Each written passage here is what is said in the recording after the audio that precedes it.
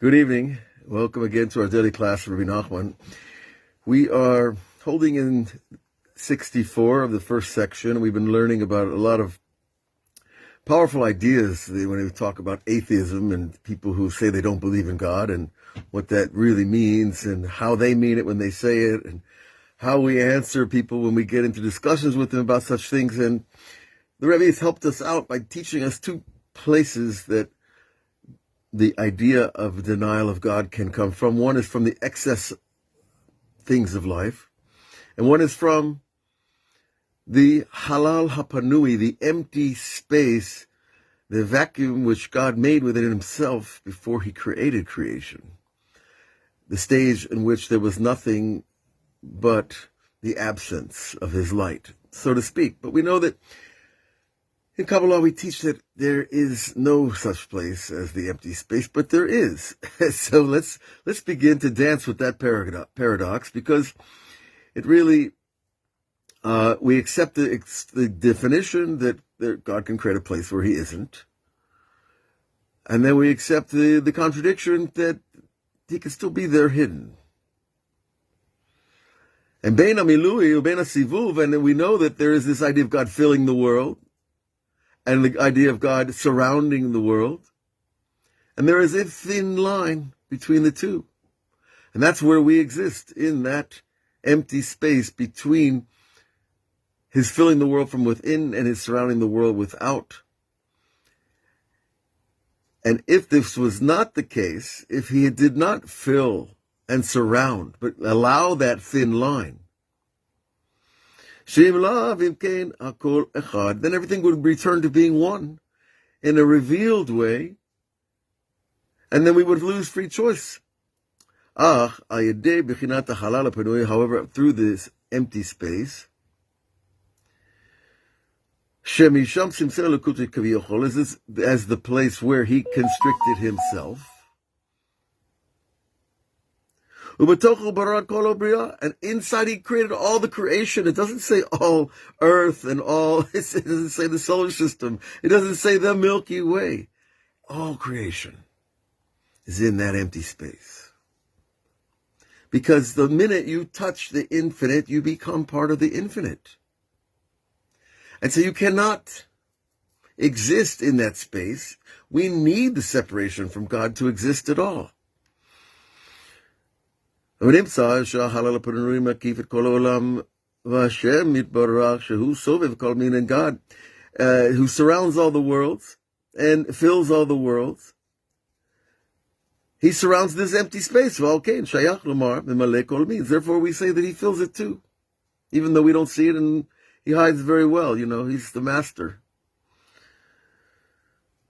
היינו שמסבב את כל החלל הפנוי באמצע סביב, מספיק החלל פנוי, מפסיק. Okay, so again, he repeats the idea over and over, and it's a little repetitious for the English ear, I don't know, Daniel, about the Spanish ear, but, in English, we get impatient with repetition. But in Hebrew, it's a holy language, so somehow it works to go over and over something. But again, fills and surrounds, and there's a thin line between the two. And that's where everything is. And we learned already yesterday that through the faith, through Jewish faith especially, that we believe these two concepts. But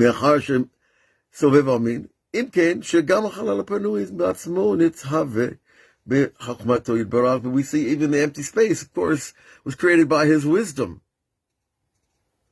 And he completes the idea again that there still is God there. Even if it was just the wisp of his wisdom, so refined you'll never find it, that created the idea. Okay. Okay, it's impossible to comprehend. Remember, our mind is too small, and some of us, we might actually fall into the trap of believing we have a big mind. But when you come to Jerusalem and you learn with the Mekubalim, you see that you don't, very quickly. Trust me. And then you can still think, if you have a big mind, maybe I could grab a hold of God. Yeah, sure. I can get a piece of that infinity and hold on tight. But you can't. And if you did, you would disappear. You would become part of the original light. And therefore the Jewish people have this miracle gift that through their faith they're able to jump over the wisdom that is not wisdom. The idea of grasping something that you can't grasp. Because it's our arrogance that makes us believe that we can.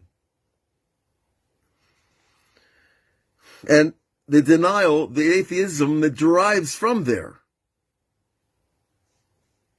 Because we know that you can't answer some people certain things. They're not ready to hear it, and they're only ready to espouse their own opinion. Because if there wasn't a tshuva, if there wasn't an answer to their question, how can God be and not be? How can God create a free being and then tell him everything that's going to happen or guide everything that's going to happen? How can you call him free? And if you say that if you find God in the hidden, he's still there, therefore it's not empty anymore. And then you couldn't create the creation as it is. We're, as if to say, able to live in separation. Separation of consciousness, separation of our bodies, separation of our hearts. Yes, certainly there is an answer. No, he contradicts the idea that there's an answer. He says, no, I said there wasn't an answer, but there really is. Now let's see where that goes. We say, no, God is there. But by going in there to try to find the answer, you get sunk. It's quicksand. It's psychic quicksand. To go into a place and try to solve this problem, this definition. And you don't want to end up in psychic quicksand, because even if you get out, which, you'd have to be really powerful, rescue team to come in and get you. Afterwards, what's going to be left of your desire to know God? You'll be like, I don't know if I want to know God so much. He's scary. I'll get sunk in the quicksand again. But we were warned right here, right now, over and over. Don't go into that place of trying to solve the contradictions and paradoxes that exist in Judaism, because the paradoxes are there for a reason. We need them. Because they help us keep us in line and keep us a little small, a little tiny people.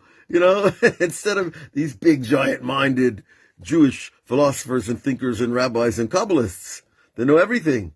But we don't. As Jews, we don't. And I consider myself just a very lucky Jew who gets to sit in a place with very holy and special people and learn. I'm like the guy looking in the window who they let him inside. Because still it's impossible to find him. He's hidden. And because he's part of this empty space, we need to believe that he surrounds us. So you see, we are in the empty space. That's where we exist. Everything. But I need to believe he's around me, above me, surrounding me. And I need to believe he's inside me. And I need to believe it. Now, if you get enough belief, you'll know it. Which is even better, because when you know something, it's much more personal, it's intimate than just believe it. And when we know that God is there, Israel nikraim ivriim. That's why we're called those who pass over the river, like Avraham, Ivri, Ha-Ivri, the one who passed over the river. Because remember, he left Babylon, he left Ur-Kasdim with his family, and he went over the river. There's a couple of rivers between here and Ur-Kasdim, there's the Euphrates, the Parat, it's called in the Bible, and then the Hidekel, and then we come to the Jordan River. So Avraham had to go over a lot of rivers to get here. And it's really not that far as the bird flies. It's straight across the desert. But you don't want to go that way, trust me. Take the airplane from New York. Okay. However, therefore, anything that's coming out of that empty space is not really wisdom, because it's not founded on a solid piece of evidence. It's founded on belief, because God wants us to know that belief is bigger than wisdom. Remember, Keter, the glorious crown of the Sfirot, of the tree of life, is higher than wisdom, which is just the right brain. This surrounds us. This fills us. We need both, but we shouldn't get mixed up, because people can sit and learn a lot and fill their chokhmah up, but their little vessel of crown is still small because they haven't filled themselves up with the idea that they're really nothing. And, the human race just passed 8 billion people, I heard. How can I consider myself? I'm 1 in 8 billion, okay? And that's only one planet.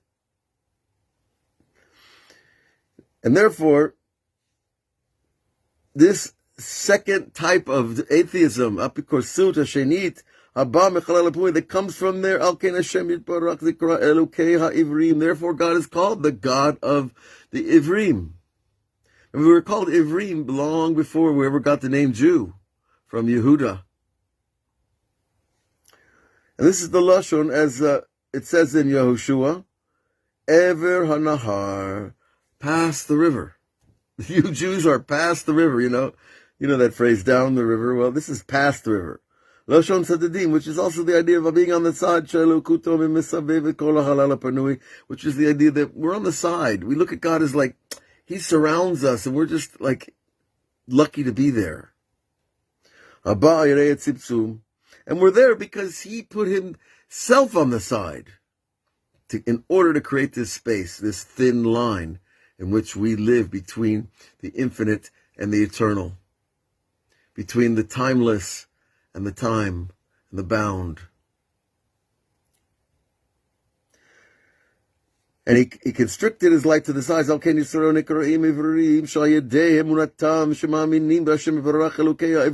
we also believe that God is the God of the Jews. It's one thing to believe in yourself. It's nice. It's good. But do you believe in these tribal warriors that were walking around the desert 3,500 years ago?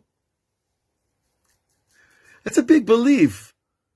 But we know it went man to man, mind to mind, mouth to mouth, ear to, It was a long link of voices and souls in between. We got to believe in all of them. And they jump over these wisdoms that, they sound clever until you take them apart and you're saying there's nothing here. Which are not really wisdom. This is the second atheism.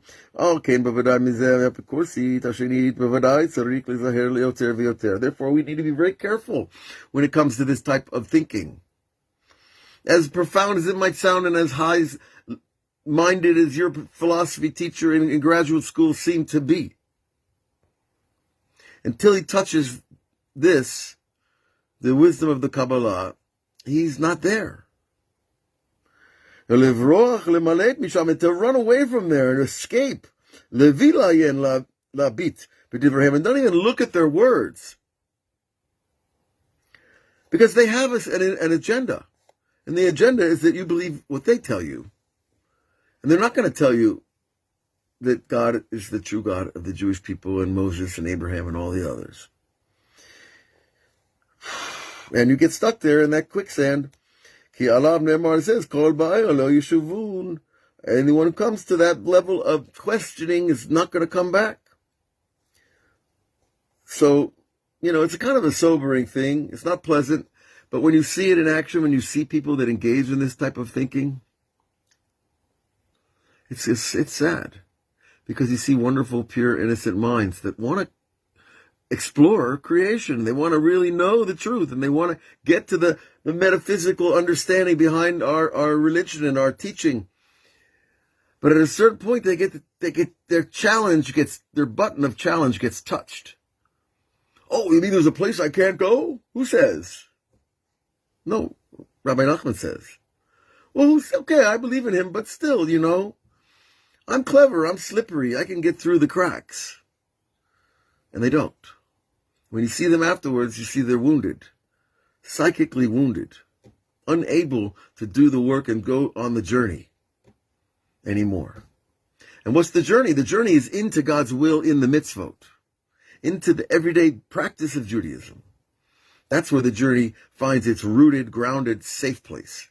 And in the Kabbalah, you can find all the deepest teachings and meditations that you want on every single thing and every moment of the day and the week and the month and the year.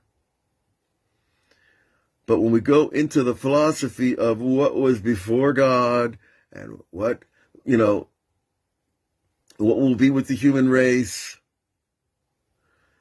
and what was with all these non-human entities that they keep citing out in Texas, poor Texas. too many flying saucers, right?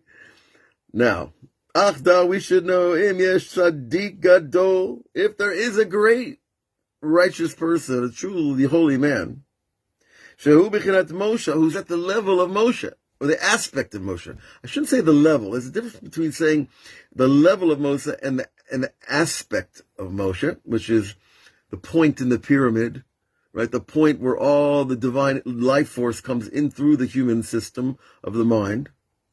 If someone who reaches that level of Moshe, he has to go there.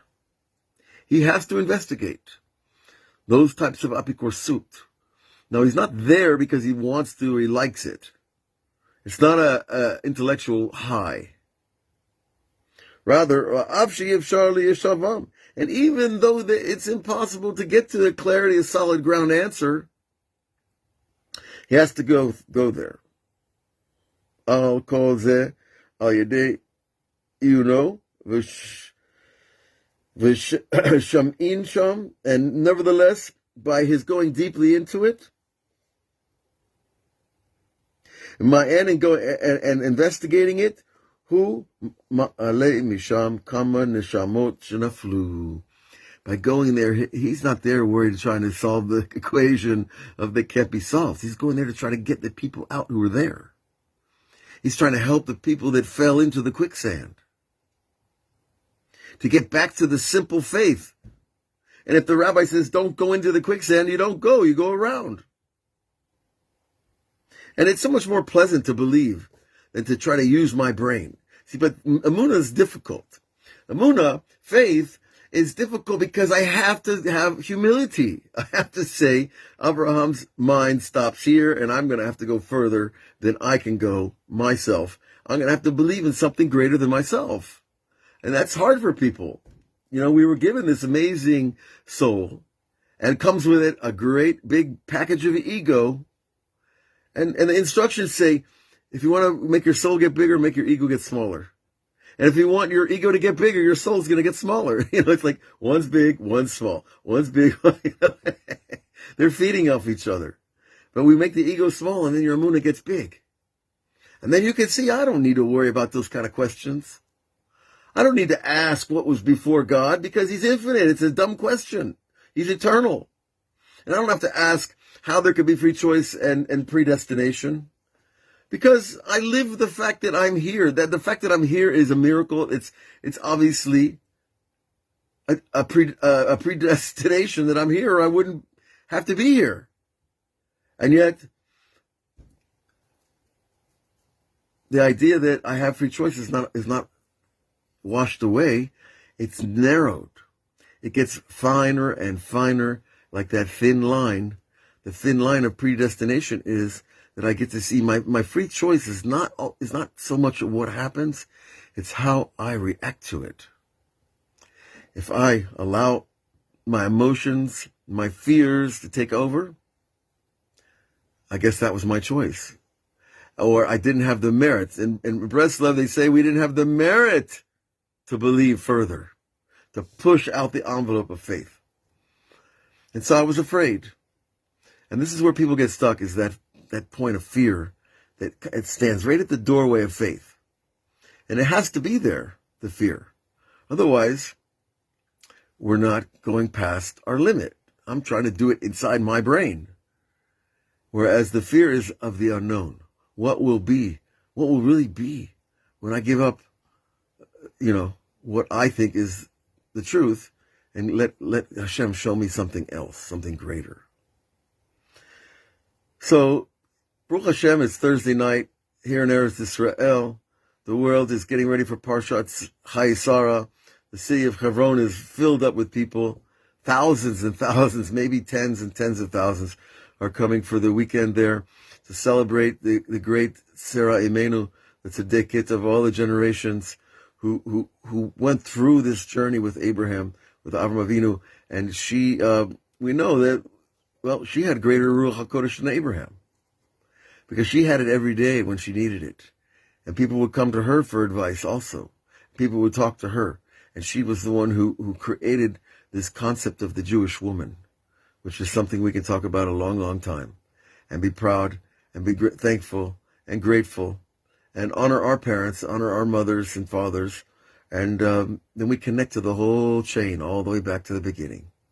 So God bless you all. We'll be on tomorrow, Erev Shabbat, with some more interesting ideas, and we should be blessed to a little bit more humility and a little bit more faith. God bless you all.